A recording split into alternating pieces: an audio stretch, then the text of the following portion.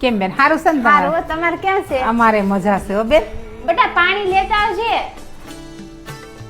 चले बांधने बंधन हाय रे दिल में है ये उलझन मिलकर क्या बोले। અમને તો બેન છોકરી ગમે છે, તમારો શું વિચાર છે? છોકરો તો અમને ગમે છે બેન. બેન તમને છોકરો ગમ્યો એ વાત સાચી છે, પણ અમારા ઘરનું મકાન નથી હો, અમે ભાડે રહી છે.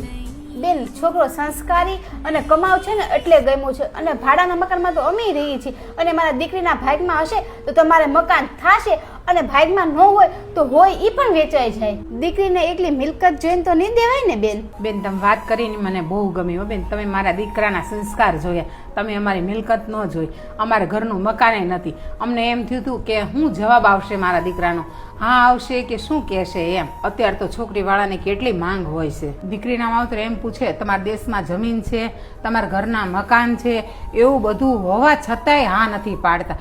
શું ખબર દીકરીના માવતરને કેવું જોઈએ છે. બેન અમે તો એ વિચારના માણસો છીએ ને કે આપણો નાતીલાનો દીકરો હોય, સંસ્કારી અને કમાવ હોય ને એટલે દીકરી દઈ દેવાની, તો આપણી દીકરી સુખી થાય. પછી છે ને બેન દીકરીની ઉંમર થઈ જાય અને ભાગી જાય, પછી આપણે હેરાન થાય ને દીકરી પણ હેરાન થાય. એ કરતાં એનો સમય થાય ને એટલે સાસરે મોકલી દઈએ ને એટલે એ પણ સુખી અને આપણે પણ સુખી.